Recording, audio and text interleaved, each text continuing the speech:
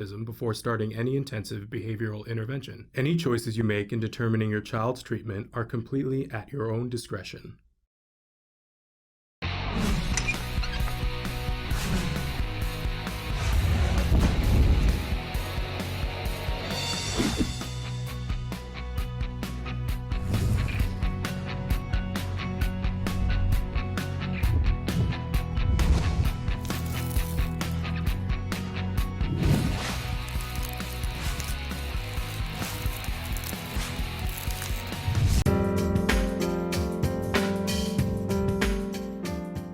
Welcome back to Autism Live. We had a mom who wrote in as we were talking about sensory issues, and she said, OMG, I have had sensory issues as a kid and still as an adult.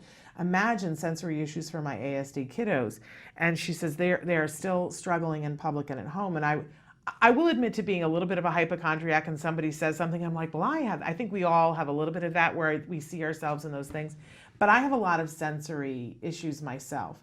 And I have sort of half kidded before that, I think, well, I always like to say that our kids don't, apples don't fall far from the tree, and puppies don't have kittens. That's the phrase that a lot of people use in the autism spectrum.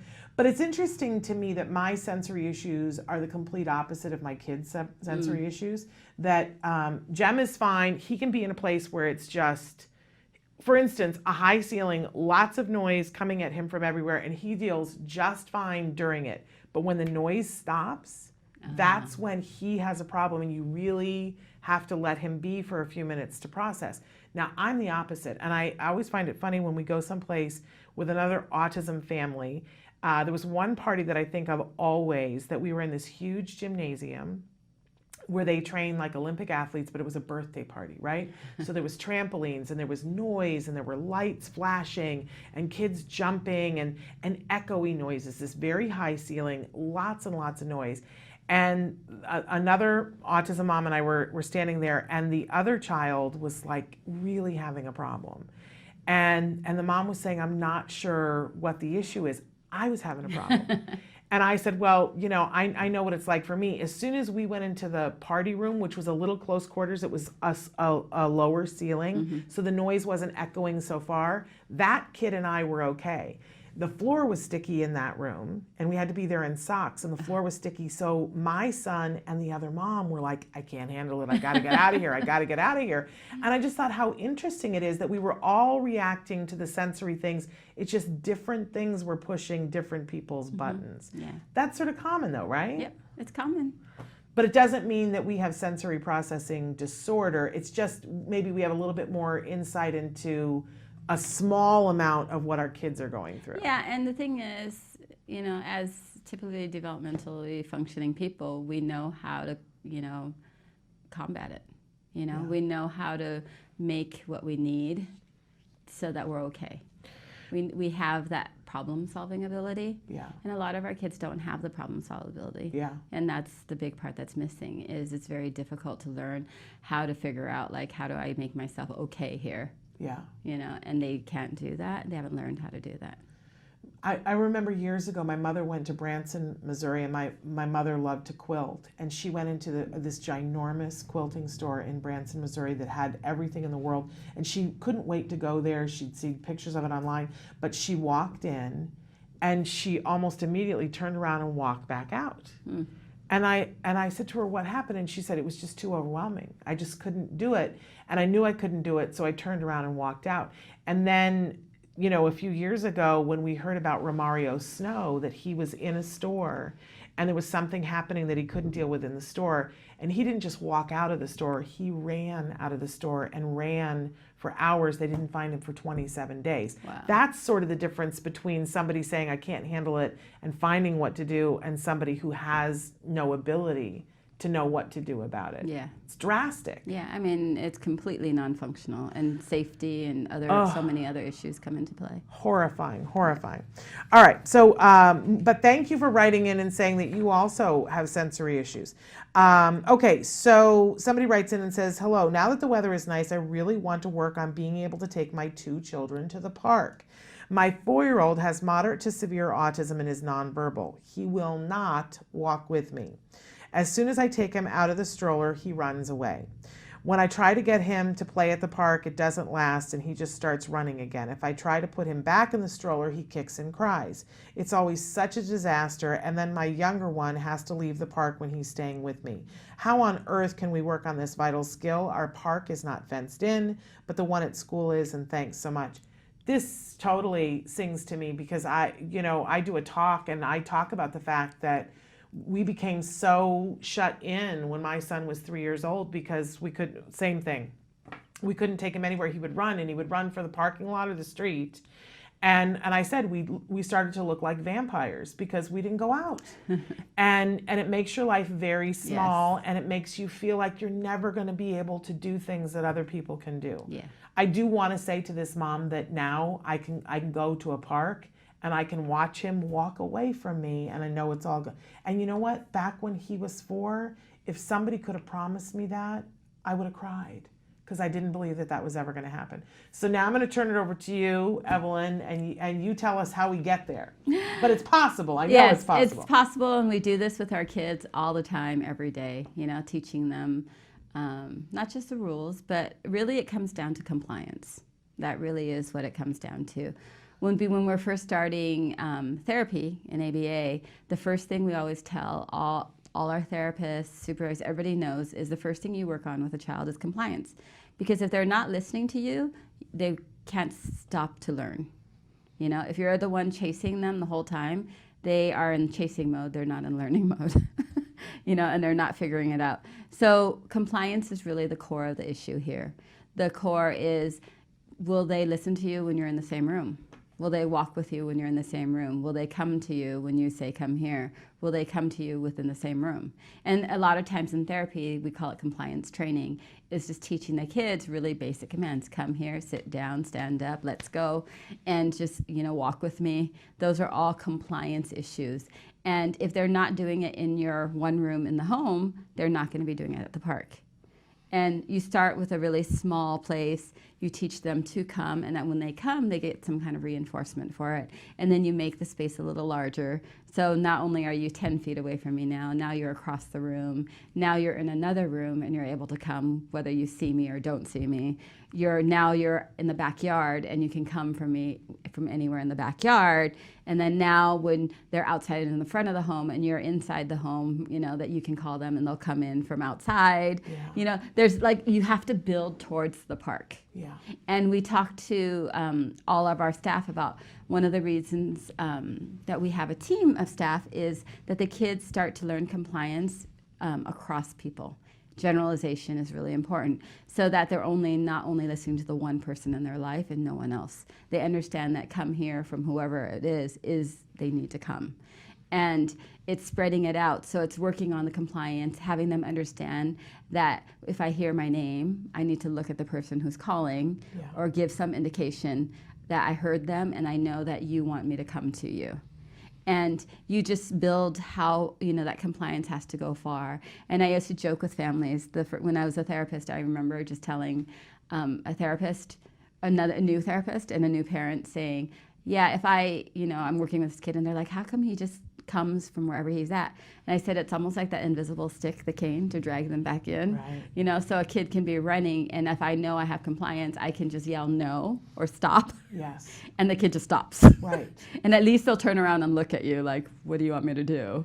And at schools, they used to laugh and say it's like you had that invincible cane where you would just stop them from far away. Right. And it's like, come here, and they would come back. It's that Wonder Woman thing. Yeah. She's got the lasso, yeah, right? It's like I got you from somehow, and I don't know, just by hearing your voice. But it was a lot of practice and repetition, and starting in a small environment and slowly building to that bigger environment. And also, if I could add on to it, that knowing that nothing bad is going to happen when they do listen to you, that's a big component of it.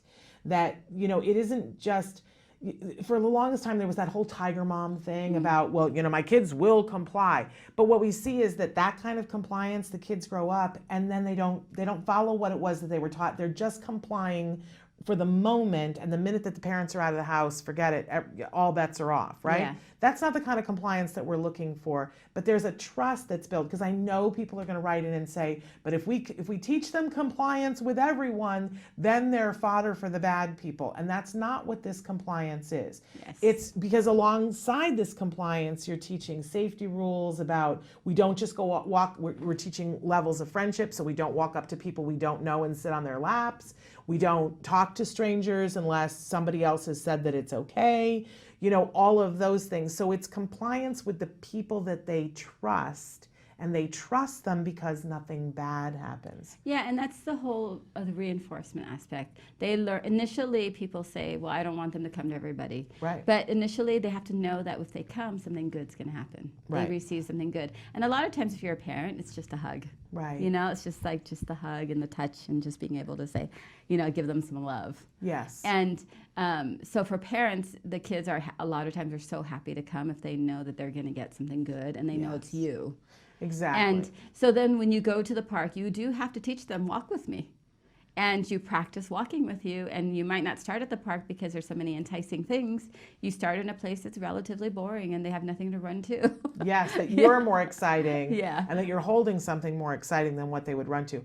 I want to say too that there's a wonderful episode of The A Word where there's a Jack Riley will not walk with his mom outside. He wants to run, and if you think about it, why wouldn't he? Yeah. It's so much easier to see it in somebody else's child. We get all emotional and go, my kid won't hold my hand. And I remember what that felt like. But I'm watching Jack Riley, and the parents are so upset about the fact that he won't listen to them.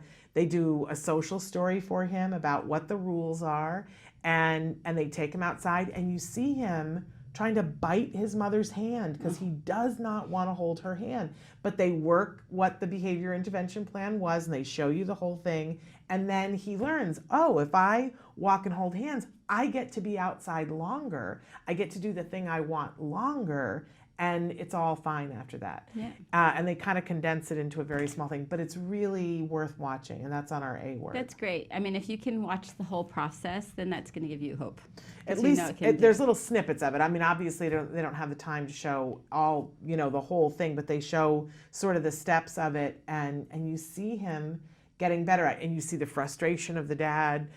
Because at one point, they have to go back inside because he wasn't following the rules, and he's upset, and dad's upset, and but you see them work through all of that, and it can be a really good thing. Yeah, and you say that, you know, the schoolyard is fenced in and the park is not fenced in. You have to be smart about where you're practicing. You start with, you know, inside the home where it's confined, the backyard where it's confined, the front yard where it's open, but you have some, you know, ability to bring them back in, and you slowly go towards the neighborhood. And I wouldn't go to the open park first, but I would go to the fenced-in one just in case he does decide to bolt, and you know that he can't get hurt. You know, Yeah, just safety. Safety is a big issue, and just learning the kids. There's a lot of, you know, stranger awareness that we teach the kids just for safety. You know, you don't go to people you don't know. You don't take things from people. You don't go climb on people that you don't know, and it gets really confusing. I remember my 2-year-old when she was 2, we had come out of a hospital, and I think I was pregnant. And there was an old woman who fell down in front of me. Oh. It was not good. And so I ran over to help pick her up. And I remember my 2-year-old asking me, like, do you know her? Like, she was trying to figure it out. So even a typical 2-year-old, she was like, do you know her? Why did you help her? Like, why did you hold her hand? You told us we're not supposed to, you know? Right. Like, and this is just a typical child being able to, you know, there's so many rules. And she was just trying to figure it out herself. And I just think, well, you know, we expect our kids just to know.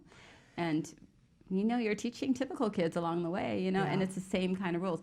You wouldn't let a child just run off to the swings at a park if you didn't know that typical child was going to listen and stop and come back to you. Absolutely. And so you're teaching it. It's just that you have to be more intentional in teaching our kids with ASD as opposed to our neurotypical kids, where you are teaching them, but it's not so intentional. Yeah. You're just doing it as it goes along, and they learn and they pick it up. Yeah, they and pick figure it up. out. Exactly. Yeah, they pick it up. And you're not having to say, okay, I have to teach this next, and going by the steps. But there is a way to do all this, and if you really work on that compliance and being able to come and realize that I can listen to you and good things happen, and there's, you know, and as they become more communicative to tell you what they want, you can respond to them about when they can go and what they can do. And, you know, there's a lot of that relationship that's built there where they know that if I go to the park, Mom will let me me go up on the swing, will let me go on the slide, will let me do these things, as long as if she calls my name, I come back to her. Yeah. I remember feeling like it took forever. Like in the process of it, it feels like it takes forever, and it feels like your life is never going to be better. And then all of a sudden one day you notice that your kid is the kid who listens and the other kids aren't. I still crack up if we go to the pool, because we have a pool in our neighborhood that's for our neighborhood. And, I had very good card therapists who taught me how to, tell him, okay, it's in 5 minutes we're getting out, and give the countdown. And over the years, the countdown got less and less. But that I would say, okay, time's up and it's time to get out of the pool. And the rest of the moms then would go, okay, it's time to get out now. And their kids wouldn't get out, and they'd have to get in the pool to get their kid out. And they would go, how did you do that? And I would just simply say, it's a series of steps. It's not rocket science. It's behavior science. And he knows that if he gets out of the pool and listens the first time, he's going to get something. We're going to go home and he's going to get a juice popsicle or something that is going to make it worth his while. Mm-hmm. And that's when all the party lights come on. When he does what I've asked him to do, all the good stuff happens. And that when he doesn't, that stuff doesn't happen. It's not that it's punitive or I'm going to stick him in timeout or in the corner or something, but the juice popsicles don't come out. Yeah, and our kids learn the idea of missing out really easily. Yeah. Because they're so used to the reinforcement. They know that they'll get something for, coming. And it can be anything from the hug to the juice box to, a piece, whatever it is. And, but then they also know that if they don't do it, it can just go away. Or not be available, and maybe next time when we try this, it'll come out again. Yeah. And that I always, the value of missing out, it changes their behavior. Yeah. They don't want to miss out. And especially if you have siblings, who there's some comparison. Well, the ones that have siblings don't ever want to miss out. Right, because who would? Who would want to miss out? Okay, we're going to take a break, and then we'll be back with more of your questions. Stick with us.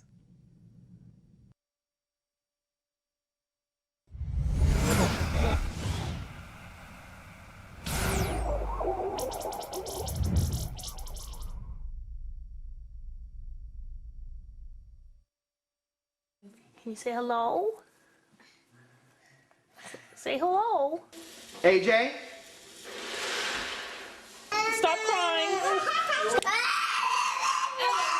AJ, let's eat. Can you eat, AJ?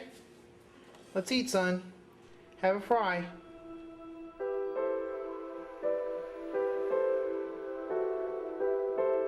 My understanding of autism was very limited.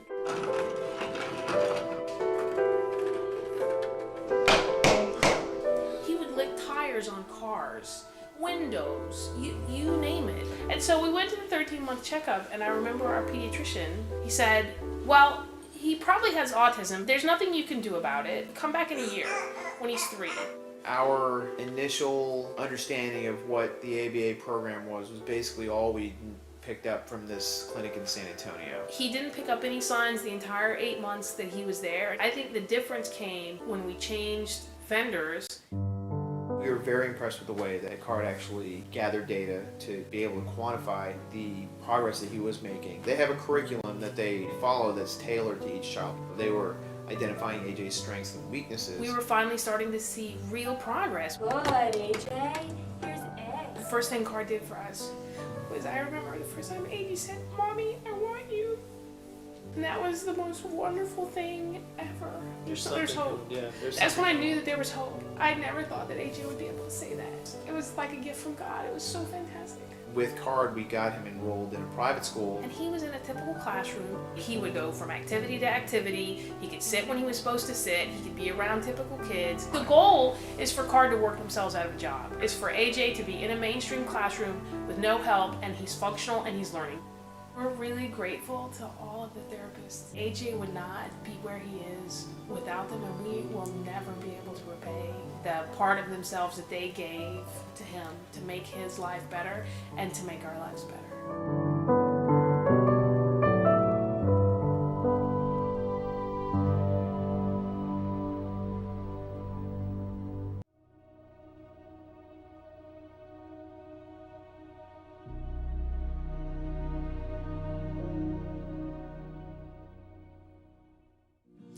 If you're watching Autism Live, chances are you care about the life of someone, or perhaps many people, living with autism. You spend countless hours trying to make a better life for them. It may not have been easy for you to watch the show today. You know, sometimes you could be juggling so many balls in the air, you feel like a circus performer. I remember recently saying to a friend that as the mother of a son with autism, plus all the other challenges in my life, I feel like I'm carrying a tray full of glasses of water, and that if one of them topples over, the whole thing is going to go crashing down. This empowerment moment is all about you. Now, I'm not a doctor or a therapist, but over the last 9 years in my autism journey, I've learned some things that have helped me shift from being a victim to having hope. See, I've been in that place, down on the kitchen floor, on my knees, praying for answers of what happened to my child. I've been in that place, covered with blood and tears, after one of Wyatt's giant tantrums, where I said, "Where has my fairy tale life gone?" I have a feeling you're a member of that kitchen floor club too.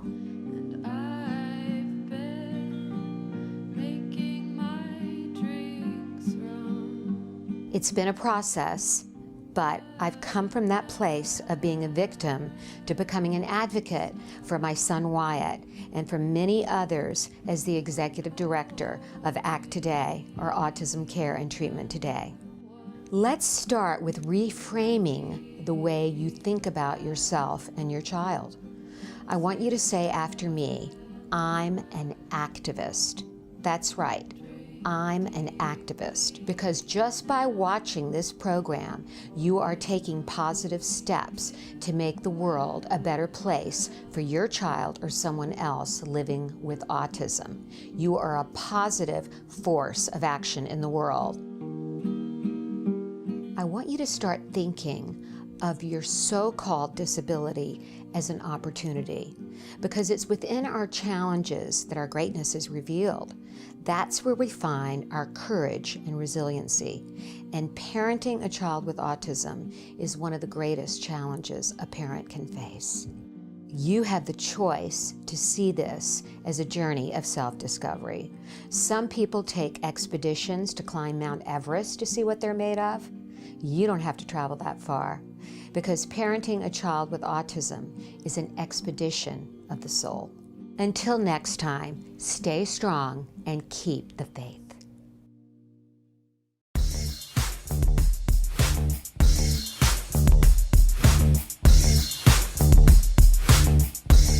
Parent to parent, having a compliant child is one of the greatest things on earth. But frequently we ask ourselves, why doesn't my child listen? Well, here are some tips to help us to get a listening, happy, compliant child. First, we want to make sure that we make compliance worthwhile. Whenever your child does something that's compliant, make sure that you praise them and heap rewards on them that are meaningful to them, things they really want. One of the things that we have to be mindful of is that if the child isn't compliant, we have to praise more often. Just heap it on. If you say to yourself, there's nothing to praise, they're not doing anything that I want them to do, then ask them to do something that they already want to do. This is a really tricky way of being able to praise them. And then, of course, the last thing that we want to do is catch them doing good things when they least suspect it. And make sure you heap that praise on, because having a compliant child is one of the best things in life. Token economies are a great way to get to good behavior with your child. We have with us Evelyn Kung. She's the clinical director of the Center for Autism and Related Disorders, been working in the field of autism for how many decades? 2.5. 2.5 decades, so 25 years. I mean, a wealth of experience here, and you guys have been writing in questions faster than I can keep up with them, and that's a really good thing.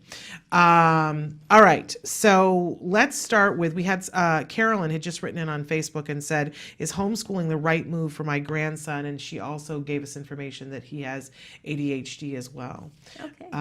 So So without knowing details, about the child. Well, and can I say too, You know? I didn't give you the disclaimer first, that Evelyn is going to be here and answer your questions, but there is no expert in any field that can give you individual specific advice. Exactly. So that's not what this is about, but this is about giving you some information so that you can go and ask more questions and get further in depth. But obviously you have not had an opportunity to meet with this individual. Because it's very different for every child, depending on what their needs are. But homeschooling can be a valid option, especially if you're in a classroom or school situation where your child's needs aren't really being met. And you've really gave it the go with the administrators and with everybody there. And your child is getting lost and their own self-confidence is going down. And it's, so it can be a valid option. We actually have quite a few kids that are being homeschooled at CARD right now. Yes. And we actually work with them to figure out what is academic and what is aligned with CARD curriculum, so that when it is aligned with CARD curriculum, like a lot of the executive functioning skills, especially if they have ADHD, they have a lot of EF skill deficits. And we actually try to combine the treatment programs so that it can work together and reinforce one another. Okay. And so, but homeschool programs are really dependent on who's implementing them. I've seen really good homeschool programs where the person running it, whether it's the parent or somebody outside of the family, is running it and making sure the child's meeting milestones and making development and making progress and meeting IEP goals, then it's working and it works great. But I've also seen kids who don't have somebody who is really checking on those things, and they actually start falling further behind. Yeah. Because nobody is making sure that progress is actually occurring. Yeah. And you don't have somebody really looking from the outside and saying, hey, are they meeting all the criteria that they should be meeting in terms of their learning goals? And I've seen those kids actually really suffer. Okay, and typical and atypical. Yes. I've seen both happen now. So there's a lot of different things to take into consideration. And I like to think of it as a plus and minus column. I remember thinking that my son was going to need to be homeschooled because I didn't see when he was 3 because we had an early intervention before we started with CARD that didn't work. Can I just say, and that was really an exercise in frustration because he would be in a small group setting and it was like torture for him. If one of the other kids stimmed, he was gone for the rest of the time period. Wow. And he would scream and then he would try to bite somebody and kick somebody. It was bad. It was bad news bears. It was hard on me. It was hard on my husband. It was hard on, eventually the other parents asked that my kid be removed. I know, it's so terrible. It was hard, really, really hard. And I remember thinking at 3, well, then that means he's going to need to be homeschooled. In the interim, we had CARD that did a 40-hour program. But so then he was ready to go to school, but I didn't know it. I thought he needed to be homeschooled. And what was said to me was for my individual kid, he needed the social component really desperately. So he was not a good candidate for homeschooling. He needed to get that other. But I was lucky too that we had to fight with the school, but we got the school to do what they needed to do. I wasn't walking in where everything was the way it needed to be, but the school, we fought, and they eventually saw it the right way, our way, right? But some schools, you could fight forever and they're never going to do it. Yeah, and it really is circumstantial. Like, we actually have somebody that I think would be a great guest for your show one day. Yeah. Her son is actually a freshman this year at the University of Arizona, and he's doing amazing, and he was homeschooled the whole way through. There you go. And he's amazing, and he just does crazy awesome things in robotics, I think. Oh, wonderful. And I mean, he's just amazing. And that mom, since he was little, has just kept him on and has reached out whenever she needed help or wasn't sure. And she was just really organized, and she had a great homeschool community that he was a part of. So he had the social elements that were put in 3 days a week or, whatever it was through the years. And it changed. For some people, homeschooling might be good for a year or two just to catch them up. We have one of our kids in Boston right now. The school just was not listening, and he was falling farther and farther behind, and he had so much potential.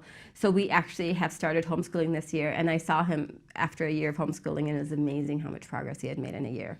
And then there's other kids where we've homeschooled and it's worked, and at a certain point we're like, you know what, he needs to be back in the classroom again. And you go back and you re-engage with the school and say, we've done 2 or 3 years homeschool, we've gotten him to this place academically and socially, so now it's time to start adding those social goals back in, which is really what a part of school is.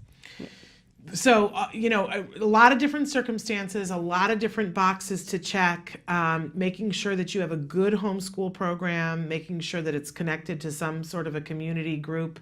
I know that there are even now homeschooling has changed so much that your child can even do plays. I know a friend who has their child in a homeschool program that has a theater program where the kids all meet once a week, and that at one point they got together more often and they rehearsed and did plays that our public school went to and attended. So, it's amazing what you can do now in homeschool. And not every state has the free homeschooling program, but the states that have the free homeschooling program where it's public schools, you'd still do an IEP, and you can still have the goals, and you'll set them up, and they'll help you and form all these things. And if you're in a bigger city, in a bigger community, like I know here in LA, when my kids used to go to gymnastics, the morning at the gym 2 days a week was just for all the homeschooling families. Wow. And so they would come in, and they had a subscription, and they came into the gym, and it was a full-fledged Olympic gymnastics gym, and it was all the homeschooling families, and that was a big social thing, 3 hours twice a week. Right. And it was open to anybody that was homeschooled. But take a look at what's available to you. Take a look at the individual child to see, what's happening with them. Because if they're frustrated at school, or I know people that have pulled their kids out of school because they were being bullied and the school was not taking care of it. And schools, you can get a lawyer and start fighting it. But if your child's self-esteem, as you were saying, is being decimated, sometimes you got to do something really quick, because our kids are the most important thing. And it's just whatever the concern is at the moment.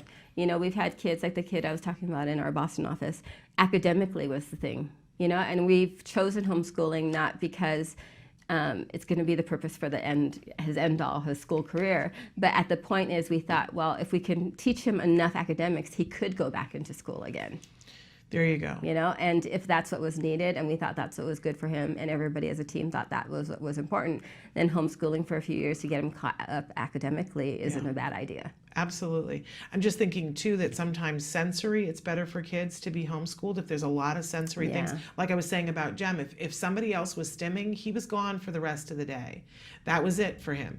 Now, him doing an intensive program with CARD over 1 year fixed that so that he could be around that. But at the time, there was no way that he could have done that.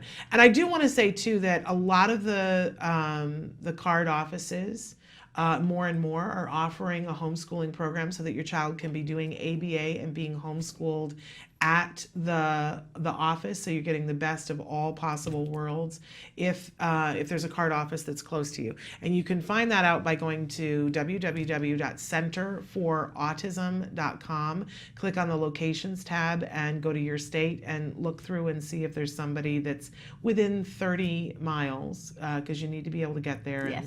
And be there. So pretty fabulous. I want to move on to the next question here, and then we're going to take a short break as we look at some of the things that you guys are writing in on.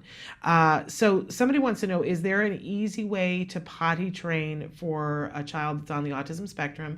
We just had played a video with Sienna Greener-Wooten talking a little bit about potty training, breaking it down a little bit. I find that this is one of the most fascinating things, that this is the difference between parents and people who work in the field of behavior with autism. Because as parents, we all, until our child is potty trained, it's this big, fearful, oh no, is my child going to be potty trained? As if there's a great, at least a 50-50 possibility that our kid will never be potty trained. And there's fear, real bone-crushing fear that it won't happen. And then when you talk to behaviorists, ABA people especially, they're like, oh, yeah, you missed it. Evelyn just went, oh, yeah. And it's a big fat nothing to you guys that you're like, oh, no, we've cracked the code on this. We know exactly what to do. We can potty train anybody. It's not even, there's no anxiety. You guys are 100% sure. Why are you so sure? Well, I think just because we've done it so many times, with so many kids in so many circumstances and so many families, right. so many places, that it does happen. Yeah. There are, there's so many kids that we toilet train, but the one thing that's connected to potty training that people don't think about outside of being a behavior analyst is what you really need from the kid first is compliance, general compliance, meaning the kid 90% of the time will do pretty much anything that you ask them to do for things that they don't really want to be doing. Right. And we always say that when we're training supervisors, on this, we say, compliance has to be really set because the kids have to understand the whole system of rewards. They have to understand that if I listen to you and I follow through on your instruction, that I'm going to get something good for it, but also, good things happen. Yes. And so compliance is the key first, outside of potty training. Because if you have a kid who is consistently more non-compliant than compliant, and you try to do potty training, that's usually when things go wrong. Yeah. Because they're refusing just for the simple, get me a cup of water. So now I want to back up for just a second and talk about compliance then, because I know we're going to have people write in because parents are afraid of their child being completely compliant, because if your child doesn't have a whole lot of language, isn't able to tell you what's like, that they have a pain in their ear, we are generally afraid of our child being compliant and somebody's going to write in and say, but doesn't that make them more likely to be victims of abuse or, be abducted, and all the places that our heads are all going to right now. One of what people don't think about is in autism, generalization is actually a difficulty. Yeah. And so initially, compliance to the parents and to the people that you trust is really what I'm talking about. Yeah. It's not, we don't want to teach someone to just blindly be compliant to everybody in the world, but also because of the generalization factor that people with autism have, it's actually not a worry. Yeah. Because they're not going to listen to that stranger if they've never heard them, if they haven't generalized, Right. those skills. So initially what I'm talking about is they have to be compliant to parents, to people in the household, caregivers, grandparents, just the people in their world. Because you're not going to put your child out in the middle of nowhere with nobody anyway if Right. if they can't speak and they can't fend for themselves. You're not going to do that. Someone will always be with them. Right. And I think in actuality, having watched my child and other children go through this, I think it actually, because we set up a circumstance where I ask you to do something, you do it, and you get a significant reward to you. And we start out with very specific things like come here and sit down. Things that are not hard, but they're just not things that the kid wants to do. Yeah. There's nothing nefarious at all. Just come here and sit down. That's really what it starts with. Yeah. And so, but the kids learn that if I do that, something good happens. They're not just going to listen to a stranger because there's no guarantee of a reinforcer. And people say, well, if they offer them candy, it just doesn't work that way with our kids. Our kids are very specific. They learn rules. And they, for my kid, he is so quick to say to people, what are you doing? Why are you doing that? I think it helps them to advocate more for themselves because they are interested in what's in it for me. And I'm not going to just do something because you said so. Yeah, and there's a whole group of parents that would say, like, can you please teach my child to be more compliant? Right. But, yeah, so what I'm talking about is this child has to be compliant with those caregivers. Yeah. That, they learn that if I say come here, I don't have to ask why and how and when and everything else, but they're going to come because you have something to offer them. And they know that from repeated times over Yes. and over and over. You've set that. And so once you get that really general compliance in, then you can work on potty training. You can work on toilet training. Sometimes it's with a schedule. There are other factors that do get in the way sometimes, like the kids that have a lot of gut issues and have diarrhea and there's no control. We usually work with the families first and try to get the biomedical aspect taken care of first, because that is something that their bodies are just doing. And if there's a food that they're eating and they're reacting to it, it's going to be very difficult to potty train. But we'll work with parents on the biomedical aspect. But once we get all of that, and then I do ask the normal, typical questions, like, is he dry through the night? When the kids are dry through the night, it is a sign that they are potty training, that it is an option, that it's coming.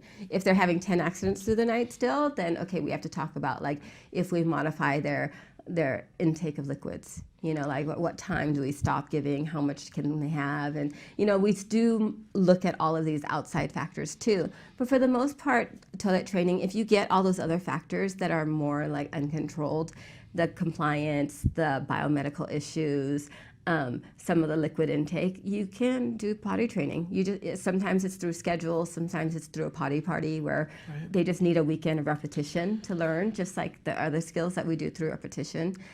Sometimes 2 days it's done and they're on a schedule, and sometimes it's a week or 2 weeks or 3 weeks, but it's not a big deal.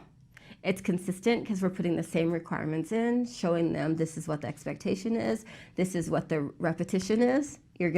This is what's waiting for you in terms of consequences. You get this huge reinforcer if you actually do go pee in the potty. This is a new rule we're establishing. Yeah. For the kids that are really rule bound, they think the rule is they're supposed to go in their diaper. They don't know that the real rule is supposed to be in the toilet. Right. So because it used to be that it was in the diaper. Yeah, so, and for 2 or 3 or 5 years, it was that rule. So you're not going to break that rule. Right. Very quickly sometimes because they've made this rule and this is what they think is supposed to happen. It might not happen in 2 days or 2 weeks, but in a year it probably can happen, you know? And it's, working with your behavior analyst, your BCBA, to really consistently not expect huge changes, but, small changes at a time. Whatever increment is appropriate for your kid, every kid is different. Wonderful. And we want to say too that when I mentioned that, the code has been cracked, there is a system for potty training that, people change some of the elements of it, but the Fox and Azrin is the method that pretty much everybody does. Yes. You can look that up online to go specifically. We've done some videos on it. Skills, you can follow the skills lessons on potty training, and want to tell you that that's skillsforautism.com, and it has tons of lessons on a million other things as well, but all in there. But I love, if you're already working with an ABA team, I would educate yourself and get yourself up on Fox and Azrin and watch the videos so that you know and can expect what's happening. But get your ABA team involved and watch some of the videos. It's all good. I want to say too that Carolyn had written back in and said, what was the website for the homeschooling again? I want to be clear that the website that we gave you, which was centerforautism.com, if you go to the locations tab, it will show you where CARD centers are throughout the United States, and a lot of them are doing homeschooling, that if you're doing an ABA program with them, you can have your child homeschooled at the center. So it's not necessarily a homeschooling website, but if you're doing ABA with CARD, you can have your child homeschooled. Yeah, usually we ask parents that the parents are the ones that find the homeschooling program that they want, and our ABA people can help you figure out what is a good one. But, we are more like tutors. And homeschooling is so popular now that there are a lot of other agencies that kind of, people aren't doing homeschooling at home. They're doing it at a center. And so CARD is functioning in one way. For that academic purposes, they might have a portion of the day that is homeschooled and another portion of the day is funded for medical necessity. Okay, so wonderful. All right, we're going to take a short break and then we're going to come back with more of your questions. I'm trying to keep up. You guys are writing in a lot. All right, that's all good. Stick with us.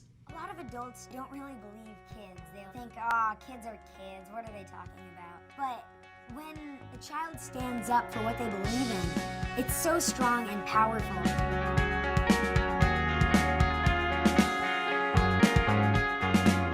I first got involved with autism advocacy 4 years ago when my friend was diagnosed. When I found out about my friend's diagnosis, I didn't really understand what it meant.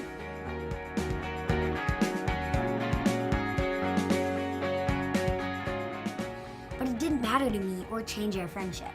I didn't look at her any differently. We still had so much fun together. Now I know that she experiences life a little differently than me, and that's okay. Knowing what she goes through has helped me to understand and be more caring towards other people in similar situations. I got involved with ACT Today because I wanted to do whatever I could to help. They provide options like behavioral therapy, medical care, social skills programs, assistance to military families, and much more. Being there for my friend was my #1 priority. I've been volunteering and spreading the word about the cause via my social media platform because raising awareness is a crucial first step. There needs to be more kids and teens involved to make sure that our voices are heard just as loudly as the adults. You may be small like me, but your acts of kindness are not. Archie? We're just saying how cute she is. What a fabulous and what a wonderful advocate I know. she has She's been wonderful. For autism. Okay, I want to go to a couple of questions that were here. GJ has written in and said, what would be the best way to get a child to be compliant without reward system, and how to generalize the compliance from the therapist to the parents to the teachers at school. So, and I was just saying to Evelyn that, I think a lot of times as parents, what we see as the reinforcers, which is a primary reinforcer, is food, and we get all like about that. It wasn't my favorite thing, and I would say that we did do a little bit of food reinforcer with Jem, but I was really adamant because obviously I have food issues. I mean, you look at me and you can tell I have food issues, right? And so I did not want to build that in. Plus, which I think we all have a reaction because it looks like dog treats, like when they're training a dog. So we have an emotional reaction to it. So first, maybe let's talk about why food, because it's a primary reinforcer, but you pretty much have to have a reinforcer to really get to good compliance, right? So one of the factors is people don't like that association, definitely. Yeah. Like it feels like a dog treat for doing something. But if your child's diagnosis basically means they're not understanding social interaction. And we would love for our children to only work for our love, our concern, but all of that is so vague. And one thing we call it a primary reinforcer. A primary reinforcer by definition is that you don't have to learn to like it. Yeah. And food is one of those things. And for Jem, he had other things that he liked. And as long as he had other things to like, you can teach them how to use that. But there are some kids that come in who don't like anything. To start with. They They at the will beginning. eventually. Yeah, eventually we can teach them how to like things when they're, when we teach them how to like secondary reinforcers. So we start pairing tickling with the food. If food is the only thing they like, we do pair other types of more social reinforcement so that they learn to like those other reinforcers, and then we fade the food away so that it becomes more natural and more social. But for some kids, we do have to teach them to like laughing and like tickling and like hugs and like kisses and things like that. And if those kids don't have it initially when we get there and all we are left with food, we just, we work with what you have. Yeah. Every kid that comes in is very, very different. Some kids don't need any food reinforcers. Some people find food aversive. I've had kids who look at a plate and throw up. Yeah. Because food is just such a bad feeding, history. And so, you have to take with what you have. At the beginning, when you started an ABA program, your BCBA or your behavior analyst should be asking you to do a reinforcement inventory. What does this child really value? Because if you take their strongest things that they love the most and you start with those, they're going to learn more quickly. Yeah. Because they realize this is a good connection. When I do this, I get an M&M or half a Cheerio or whatever it may be. And, but we'll work with the families usually and just say, we have to start with what they already love. Yeah. There's no way we're going to tell a child, no, you can't love this, you have to love this other thing. They don't even understand, sometimes what a hug is, Yeah. And it might be a sensory issue where they're finding it aversive. But, those are all other factors that really crowd, I think, the whole beginning. If you can see that, you're using primary reinforcement and you're using food at the beginning because this is the only thing your child really loves that we can deliver in small, amounts, then that's where we're going to start with. But your BCBA should also be listening to you and saying, okay, we're going to try to move away from this as quickly as possible too. But if that's the only thing your child loves, we're going to start with that right now. And then this idea of being able to teach compliance without reinforcers, I got to be honest, as a parent, a couple of years ago, there was that big thing about the tiger mom, and there was also the dad who was just, you will make your bed and you will do this and you will do it because I asked you to do it, right? And there was a big trend among parents, who's going to be a tiger mom, and you make your kid play the piano and you don't get a blanket if you haven't practiced the piano. But they talked to the adult children of the dad who and he turned 18 and he moved out of the house and wanted nothing to do with his parents ever again. And I would say also that what I see as a former teacher is when you try to teach compliance without a reward, they will be compliant as long as they have to be because you're standing there. But the minute you leave, the compliance is out the window.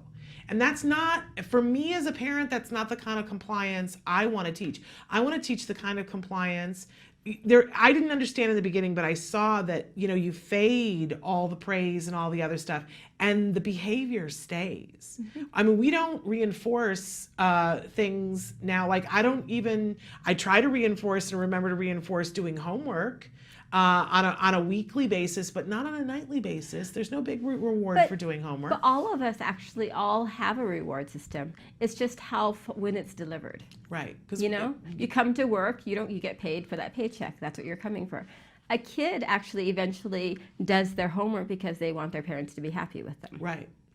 And that's the reward that comes. So everything is actually reward based on, the whole idea behind behaviorism is that, consequences that we want to repeat are actually rewarded.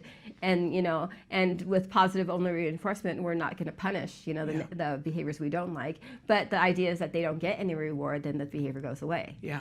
And so all of us do something on a reward system on one way or another. But a lot of times it just becomes more abstract, it becomes more social. I want I can remind my child to do something, but I don't want to be a nag. Right, right. And I know because at a certain point, its reminder is I'm always trying to teach my child who's supposed to be in college age, this reminder for me is very helpful, right. Because then you get your things done and you don't have all these other consequences that happen to you versus like if you just see me as a nag and you still don't do it, you're going to get all these other consequences anyway. So I can't think of a single study that I have seen that has shown compliance being easily successful without any kind of reward system. The whole idea is that we all have a reward system. It's how concrete it is or how abstract it is. Okay. It does come sooner or later. It's just what form it does it come. Okay. And I think that I think that when parents are like, I don't want to do the reward system, it's because they're not clear on how you fade that out over time. Yeah, but it does get and the faded. pairing system too. Yes. It's like showing them that it's not always going to be food, but the food is paired now with tickles and laughters and hugs and all these other things. And words of kindness, And as they understand more communication-wise, those words will mean more. But initially, so many of our kids don't understand language. Absolutely. Okay, so Nadine says, I have a 5-year-old son who is nonverbal. Is it normal that he is picky with foods? Is it normal that he has a lot of sensory issues around food? Well, that's the change between the diagnostic manual between autistic disorder and autism spectrum disorder. The one big change was they added the whole sensory component into the ASD. So it's not uncommon then, No. and not uncommon for it to center around food. No. But, having said that, do we just go, oh, well, it is what it is? No, because there are effective ways to teach the kids how to cope with the sensory issues that they're going to be encountering in their daily environment. We only have 5 senses, and taste is one of them, and that's in our mouth. Right. And touch is our other one, and that happens in our mouth too. Texture, yeah. So 2 out of the 5, so that would make food a big, well, and thing. then smell. Oh, and smell. Right. Yeah, it goes so now, 3 out of 5 now. So, yeah. So it's common that a lot of our kids that come in have these sensory issues, and this is where we'll talk to a lot of families and get your occupational therapist involved. But a lot of times, occupation, it's such a new field too. ABA is new, but even the whole sensory integration field is very new, and the whole sensory integration field has needed more research. We've seen in our kids there are sensory issues, and we've been able to help our kids desensitize. Yes. When our kids are either hyposensitive or hyper. So either they're too affected by a sense or they don't feel something at all. Yeah. So many of our kids, families will come in and say, oh no, he has, no, high pain tolerance. I don't know if it's high pain tolerance or maybe they're just hyposensitive, like they just haven't realized what that means or hasn't processed in their brain what pain means. And they do need a level because that's what will keep them safe. Yeah. And so we have kids who come in both ways all the time, and we work with them on whether they need to become more sensitive to one of their senses, or if they're hypersensitive, how to manage and desensitize them, or if they can't desensitize them, how to give them the communication to communicate with their environment and say like, hey, you know what, that smell outside's making me really nauseous, can we close the window? Right. Like, I watch typical kids who have sensory issues, and the main difference, you know, in a first grade classroom between the kid that has, you know, typical language development versus ours is that typical language development child is able to tell everybody around them and manipulate their environment to get the sensory aspect decreased. Yeah. In their environment. They know how to ask for the window to be closed, the shades to be drawn so the light isn't so bright. Yeah. They know how to ask for the door to be closed if there's too much noise in the hallway that's bothering them, or if their seat is feeling rocky and they're uncomfortable, how to change chairs. Right. So the kid that has all that language development can actually manage all the sensory information in their environment. As opposed to our child who has also the communication issue. Right. And they don't know how to communicate, and they don't know how to, you know, make all these changes or questions or requests to make the environment more comfortable for themselves. So they're going to actually try to just avoid. But we can teach them how to be able to communicate, even if they're nonverbal. We can teach them how to be able to communicate their needs. Definitely. And to advocate for themselves. And we can and use desensitization a lot with food to be able to. There's a wonderful in the A Word that we show here on the show. And we're about to show a clip from the A Word. They desensitize over a period of time Jack Riley to a series of different foods. I mean, there's a point when they show him a banana in the beginning and he bursts into tears because he doesn't want to be anywhere near it. And then by the end, he's able to eat a banana all by himself. So you know. No, we have a kid who we would, when he came in at 4, we'd show him a plate and he would vomit. Yeah. Because it was so aversive food. But by the time he was 9, and we did intensive feeding, and Dad was actually a chef. Yeah.